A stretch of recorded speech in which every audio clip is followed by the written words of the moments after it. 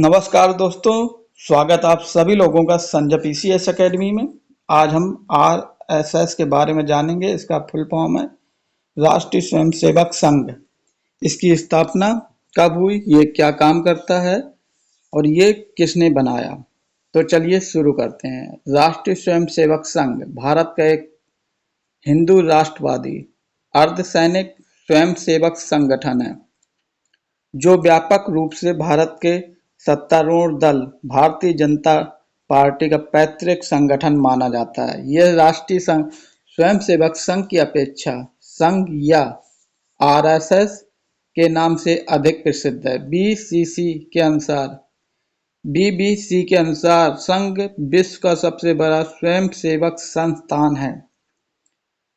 प्रारंभिक प्रोत्साहन हिंदू अनुशासन के माध्यम से चरित्र प्रशिक्षण प्रदान करता था और हिंदू राष्ट्र बनाने के लिए हिंदू समुदाय को एकजुट करना था। संगठन भारतीय संस्कृति और नागरिक समाज के मूल्यों को बनाए रखने के आदर्शों को बढ़ावा देता है और अल्पसंख्यक हिंदू समुदाय को मजबूत करने के लिए हिंदुत्व की विचारधारा का प्रचार करता है। द्वितीय विश्व युद्ध के दौरान यूरोपीय अधिकार विंग समूहों से प्रारंभ प्रेरणा मिली। धीरे धीरे आरएसएस एक प्रमुख हिंदू राष्ट्रवादी क्षत्रिय संगठन में उभरा। कई संबद्ध संगठनों को जन्म दिया जिसने कई विचारधाराओं दोनों और क्लबों को अपनी वैचारिक मान्यताओं को फैलाने के लिए स्थापित किया। राष्ट्रीय स्वयंसेवक संघ का ध्वज संक्षिप्त नाम इसको आरएसएस बुलाते हैं। इसका पूरा नाम राष्ट्रीय स्वयंसेवक संघ है। इसकी स्थापना 27 सितंबर 1925 को लगभग 98 वर्ष पूरे हो चुके विजयदशमी 1924 को हुई थी। संस्थापक डॉक्टर केशव बलिराम हेडगेवार हैं। प्रकार यह स्वयंसेवी है, निस्वार्थ राष्ट्रभक्ति है, अर्धसैनिक है। वैधानिक स्थिति वर्तमान में ये भारत में भी सक्रिय है। उद्देश्य भारतीय राष्ट्र बनाना। मुख्यालय नागपुर महाराष्ट्र भारत में है। अब इसका इतिहास देखते हैं। संस्थापना राष्ट्रीय स्वयंसेवक संघ की स्थापना 27 सितंबर सन 1924 में विजयदशमी के दिन डॉक्टर केशव हेडगेवार द्वारा की गई थी। सबसे पहले 50 वर्ष बाद 1985 में जब आपातकाल की घोषणा हुई तो तत्कालीन जनसंघ पर संघ के साथ प्रतिबंध लगा दिया गया। आपातकाल हटाने के बाद जनसंघ का विलय जनता पार्टी में हुआ और केंद्र में मोरारजी देसाई के प्रधानमंत्रित्व में मिली-जुली सरकार बनी। 1985 के बाद से धीरे धीरे इस संगठन का राजनीतिक महत्व बढ़ता गया और इसकी परिणति भाजपा जैसे राजनीतिक दल के रूप में हुई, जिसे आमतौर पर संघ की राजनीतिक शाखा के रूप में देखा जाता है। संघ की स्थापना के 85 वर्ष बाद सन 2000 में प्रधानमंत्री अटल बिहारी वाजपेयी के नेतृत्व में एनडीए की मिली-जुली सरकार भारत की केंद्रीय सत्ता पर आसीन हुई।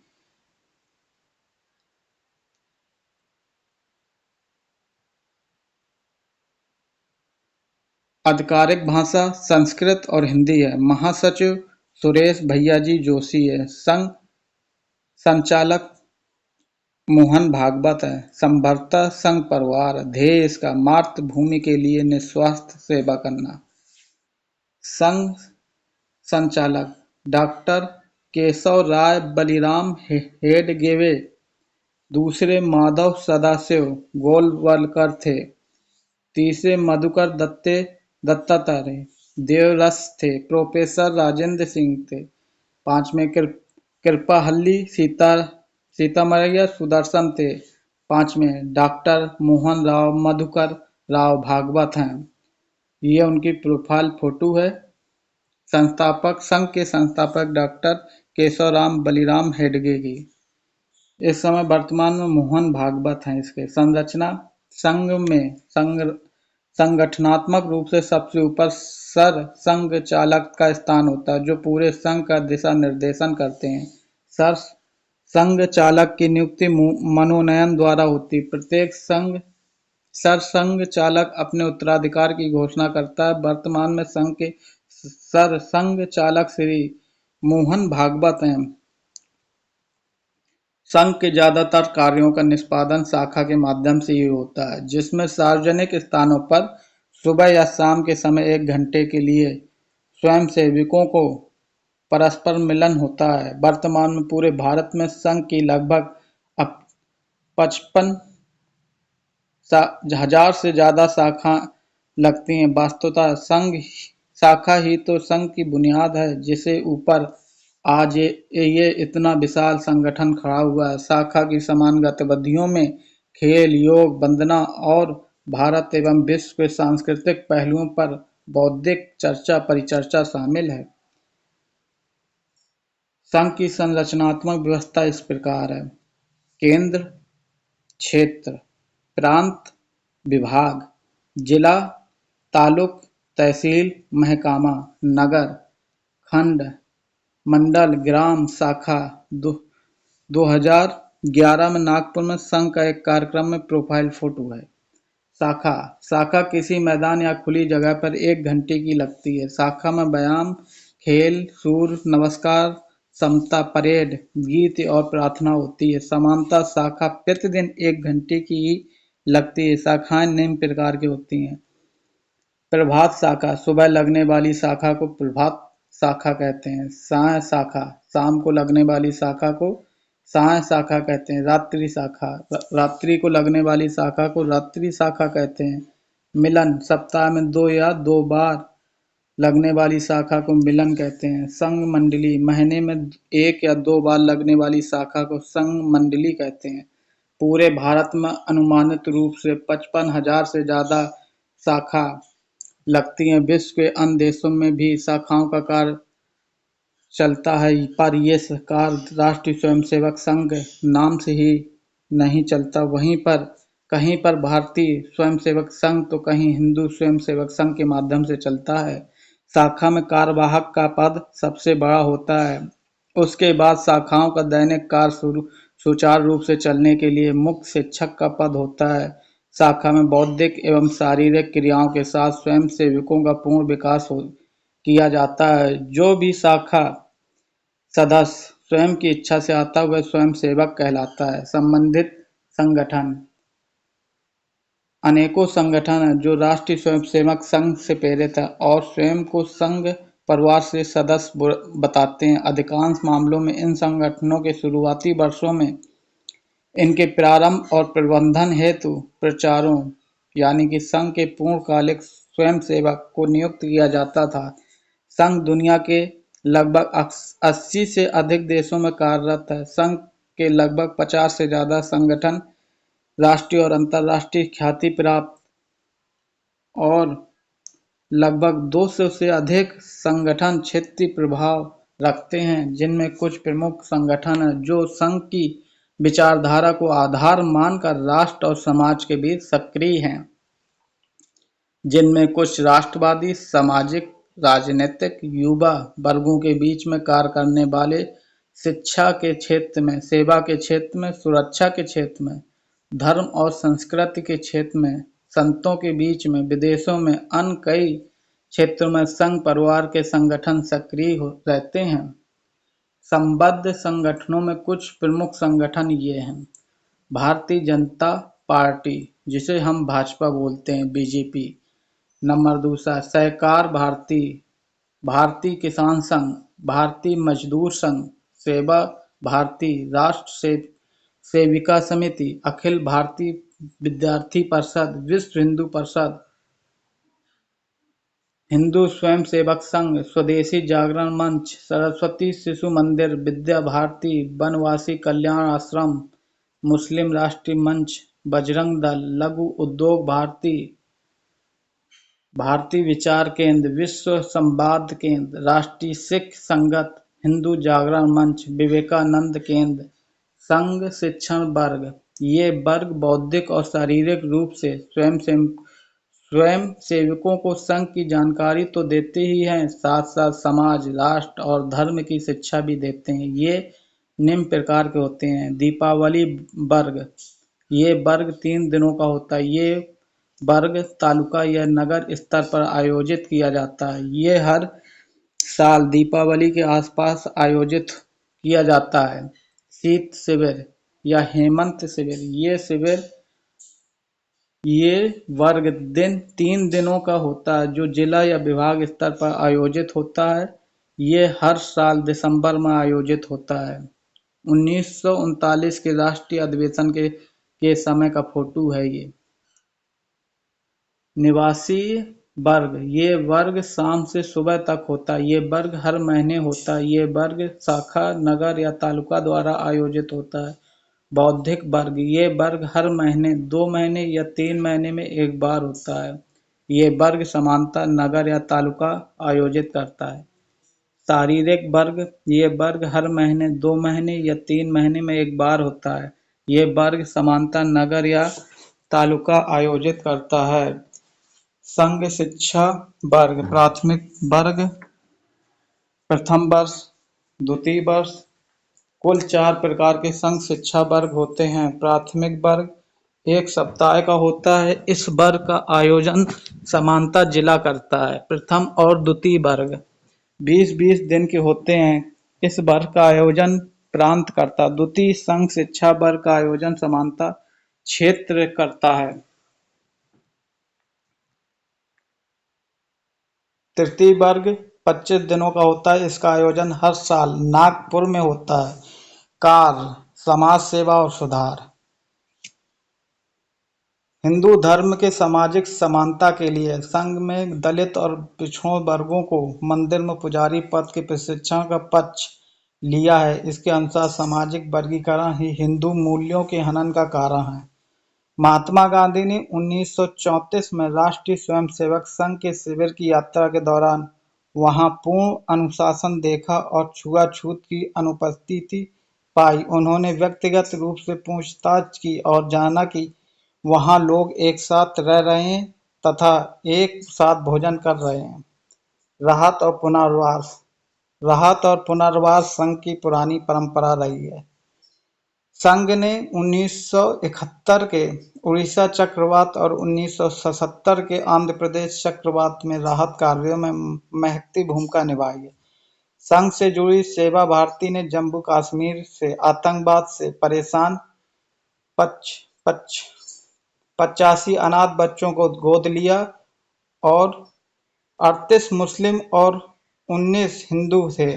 उपलब्धियां, सुनामी के उपरांत सहायता कार्य में जुटे स्वयंसेवक, ये फाइल फोटो है।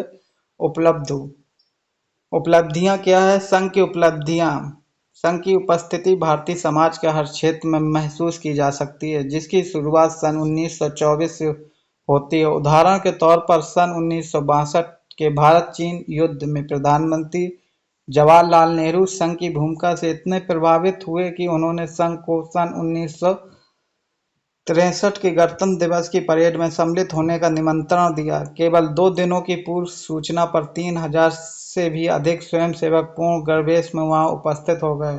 दादरा नागर हवेली और गोवा का उपनिवेशीकरण, दादरा नागर हवेली और गोवा के भारत विलय में संघ की निर्णायक भूमिका रही। 21 जुलाई 1954 को दादरा को पुर्तगालियों से मुक्त कराया गया। 28 जुलाई को नरौली और फिबारिया मुक्त कराए गए और फिर राजधानी सिलवासा मुक्त कराए गए। संघ के कारसेवकों ने 2 अगस्त 1954 की सुबह पुर्तगाल का झंडा उतारकर भारत का तिरंगा फहरा दिया। दादरा नागर हवेली पुर्तगालियों के कब्जे से मुक्त कराकर भारत सरकार को सौंप दिया। इसी प्रकार संघ के स्वयंसेवक 1955 से गोवा मुक्ति संग्राम में प्रभावित रूप से शामिल हो चुके थे। गोवा में सशक्त हस्तक्षेप करने से जवाहरलाल नेहरू के इनकार करने पर जगन्नाथराव जोशी के नेतृत्व में संघ के कार्यकर्ताओं ने गोवा पहुंचकर आंदोलन शुरू किया, जिसका परिणाम जगन्नाथराव जोशी सहित संघ के कार्यकर्ताओं को 10 वर्ष की सजा हुई। हालात बिगड़ने पर अंततः भारत को सैनिक हस्तक्षेप करना पड़ा और 1961 में गोवा स्वतंत्र हुआ। आपातकाल के विरुद्ध आंदोलन 24 जून 1975 को भारत की तत्कालीन प्रधानमंत्री इंदिरा गांधी ने सभी संवैधानिक व्यवस्थाओं, राजनीतिक शिष्टाचार तथा सामाजिक मर्यादाओं को तार पर रखकर मात्र अपना राजनीतिक अस्तित्व और सत्ता बचाने के लिए देश में आपातकाल थोप दिया। उस समय इंदिरा गांधी की अधिनायकवादी नीतियों, भ्रष्टाचार की पराकाष्ठा और सामाजिक अव्यवस्था के विरुद्ध सर्वोदयी नेता जयप्रकाश नारायण के नेतृत्व में समग्र क्रांति आंदोलन चल रहा था। राष्ट्रीय स्वयंसेवक संघ, जनसंघ तथा अखिल भारतीय विद्यार्थी परिषद के पूर्ण समर्थन मिले जाने से यह आंदोलन एक शक्तिशाली संगठित देशव्यापी आंदोलन बन गया। इस समय देश में राष्ट्रीय स्वयंसेवक संघ की एकमात्र ऐसी संगठित शक्ति थी जो इंदिरा गांधी की तानाशाही के साथ टक्कर लेकर उसे धूल चटा सकती थी। इस संभावित प्रतिकार को ध्यान में रखते हुए इंदिरा गांधी ने संघ पर प्रतिबंध लगा दिया। राष्ट्रीय स्वयंसेवक संघ के अलावा अन्य छोटी-छोटी 21 संस्थाओं को प्रतिबंधित कर दिया गया, किंतु राष्ट्रीय स्वयंसेवक संघ के अलावा किसी की ओर से विरोध का भी एक स्वर नहीं उठा। इससे उत्साहित हुई इंदिरा गांधी ने सभी प्रांतों के पुलिस अधिकारियों को संघ के कार्यकर्ताओं की धरपकड़ तेज करने के आदेश दे दिए। संघ के भूमिगत नेतृत्व ने उस चुनौती को स्वीकार करके समस्त भारतीयों के लोकतांत्रिक अधिकारों की रक्षा करने का बीड़ा उठाया और एक राष्ट्रव्यापी अहिंसक आंदोलन के प्रयास में जुट गए। थोड़े ही दिनों में देश भर के सभी शाखाओं के तार भूमिगत केंद्रीय नेतृत्व के साथ जुट गए। राष्ट्रीय स्वयंसेवक संघ की भूमिगत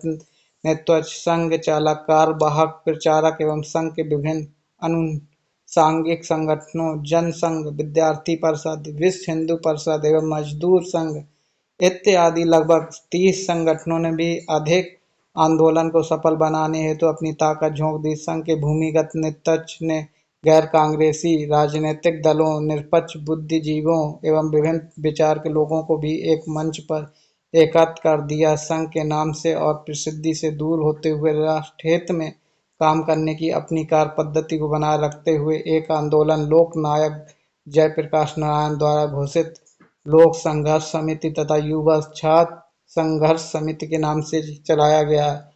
संगठन बैठकें, जन जागरण हेतु साहित्य का प्रकाशन, वितरण, संपर्क की योजना, सत्याग्रहियों की तैयारी, सत्याग्रह का स्थान, प्रत्यक्ष सत्याग्रह, जेल में गए कार्यकर्ताओं के विचारों की चिंता, सहयोग, प्रशासन और पुलिस की राजनीति की टोक लेने के लिए स्वयंसेवकों का गुप्तचर विभाग आदि अनेक कामों में संघ के भूमिगत नेतृत्व में अपने संगठन कौशल का परिचय दिया। इस आंदोलन में भाग लेकर जेल जाने वाले सत्याग्रही स्वयंसेवकों की संख्या 1.5 लाख से अधिक थी। सभी आयु वर्ग के स्वयंसेवकों ने गिरफ्तारी से पूर्व और बाद में पुलिस के लॉकअप में यातनाएं सही।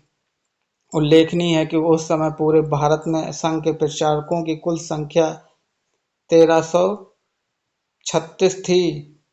अनुषांगिक संगठनों के प्रचारक उसमें शामिल नहीं थे, जिसमें से मात्र 198 को ही पुलिस पकड़ सकी। शेष भूमिगत रहकर आंदोलन का संचालन करते रहे। स्वयंसेवकों ने विदेशों में भी जाकर इमरजेंसी को वापस लाने का दबाव बनाने का सफल प्रयास किया। विदेशों में इन कार्यकर्ताओं ने भारतीय स्वयंसेवक संघ तथा फ्रेंड ऑफ इंडिया सोसाइटी के नाम से विचार गोष्ठियां और साहित्य वितरण जैसे अनेक कामों को अंजाम दिया। बाद में इंदिरा गांधी ने संघ के भूमिगत नेतृत्व एवं जेलों में बंद नेतृत्व के साथ एक प्रकार की राजनीतिक सौदेबाजी करने का विफल प्रयास किया था। उन्होंने कहा, संघ के प्रतिबंध हटाकर सभी स्वयंसेवक को जेलों से मुक्त किया जा सकता है यदि संघ इस आंदोलन से अलग हो जाए। परंतु संघ ने आपातकाल हटाकर लोकतंत्र की बहाली से कम कुछ भी स्वीकार करने से मना कर दिया। संघ ने इंदिरा गांधी के पास स्पष्ट संदेश भेज दिया कि देश की जनता के इस आंदोलन का संघ ने समर्थन किया है। हम देशवासियों के साथ विश्वासघात नहीं कर सकते। हमारे लिए देश पहले है, संगठन बाद में। अंत में देश में हो रहे प्रचंड विरोध एवं विश्व स्तरीय दबाव के कारण आम चुनाव की घोषणा कर दी गई। इंदिरा गांधी ने समझा था कि बिगड़ा हुआ विपक्ष एकजुट होकर चुनाव नहीं लड़ सकेगा, परंतु संघ ने इस चुनौती को भी स्वीकार करके सभी विपक्षी पार्टियों को एकत्र करने जैसे अति कठिन कार्य को भी कर दिखाया। संघ के दो वरिष्ठ अधिकारियों प्रोफेसर राजेंद्र सिंह, जिसको रज्जू भैया बोलते हैं, और दत्तोपंत गेस्टी ने प्रयत्नपूर्वक 4 बड़े राजनीतिक दलों का अपने दलगत स्वार्थों से ऊपर उठकर एक मंच पर आने को तैयार करा लिया। सभी दल जनता पार्टी के रूप में चुनाव के लिए तैयार हो गए। चुनाव के समय जनसंघ को छोड़कर किसी भी दल के पास कार्यकर्ता नाम की कोई चीज नहीं थी। सभी के संगठनात्मक ढांचे शिथिल पड़ चुके थे। इस कमी को भी संघ ने ही पूरा किया। लोकतंत्र की सुरक्षा हेतु संघ कार्यरत स्वयंसेवकों ने अब चुनाव के संचालन का बड़ा उत्तरदायित्व भी निभाया। अंततः जनता विजय हुई और देश को पुनः लोकतंत्र मिल गया। आलोचना और आरोप। महात्मा गांधी के 1948 में संघ के पूर्व सदस्य नाथूराम गोडसे ने उनकी हत्या कर दी थी, जिसके बाद संघ पर प्रतिबंध लगा दिया गया। गोडसे संघ और भारतीय राष्ट्रीय कांग्रेस के एक भूतपूर्व स्वयंसेवक थे। बाद में एक जांच समिति की रिपोर्ट आ जाने के बाद संघ को इस आरोप से बरी किया और प्रतिबंध समाप्त कर दिया गया। संघ के आलोचकों द्वारा संघ को एक अतिवादी दक्षिणपंथी संगठन बताया जाता है एवं हिंदूवादी और फारसीवादी संगठन के तौर पर संघ की आलोचना भी की जाती है। जबकि संघ के स्वयंसेवकों का ये कहना है कि सरकार एवं देश की अधिकांश पार्टियां अल्पसंख्यक तुष्टीकरण में लिप्त रहती हैं। विवादास्पद शव-वाहनों प्रकरण एवं हज यात्रा में दी जाने वाली सब्सिडी इत्यादि सरकारी नीति उसके अनुसार इसके प्रमाण हैं। संघ का ये मानना है कि ऐतिहासिक रूप से हिंदू स्वदेश में हमेशा से ही उपेक्षित और उत्पीड़ित रहे हैं। वह सिर्फ हिंदुओं के जायज अधिकारों की बात करता है, जबकि इसके विपरीत उसके आलोचकों का ये आरोप है कि ऐसे विचारों के प्रचार से भारत की धर्मनिरपेक्ष बुनियाद कमजोर होती है। संघ की इस बात बारे में मानता है कि हिंदुत्व एक जीवन पद्धति का नाम है। किसी विशेष पूजा पद्धति को मानने वालों को हिंदू कहते हो, ऐसा नहीं है। हर वह व्यक्ति जो भारत को अपनी जन्मभूमि मानता है, मातृभूमि व पितृभूमि मानता है, अर्थात जहाँ उसके पूर्वज रहते आए हैं, तथा उसे पुण्य भूमि भी मानता है, अर्थात जहाँ उसके देवी देवताओं का वास है, वो हिंदू हैं। संघ ये भी मानता है कि धर्म यदि धर्मनिरपेक्ष है तो इसका कारण भी केवल ये है कि वहाँ हिंदू बहुमत है। इस क्रम में सबसे विवादास्पद और चर्चित मामला अयोध्या विवाद रहा है, जिसमें बाबा द्वारा 16वीं सदी में निर्मित बाबरी मस्जिद के स्थान पर राम मंदिर का निर्माण कराना है। भारत के राष्ट्रीय ध्वज के रूप में अपनाने का पक्षधारा है। भारत के राष्ट्रीय ध्वज के रूप में भगवा ध्वज अपनाने का पक्षधारा है। आरंभ में राष्ट्रीय स्वयंसेवक संघ भारत के राष्ट्रीय ध्वज के रूप में तिरंगे के स्थान पर भगवा ध्वज को स्वीकार करने का पक्षधर था। संघ ने अपने मुखपत्र ऑर्गेनाइजर के 17 जुलाई 1947 दिनांक के राष्ट्रीय ध्वज शीर्षक वाले संपादकीय में भगवा ध्वज को राष्ट्रीय ध्वज स्वीकार करने की मांग की है। जय हिंद, जय भारत।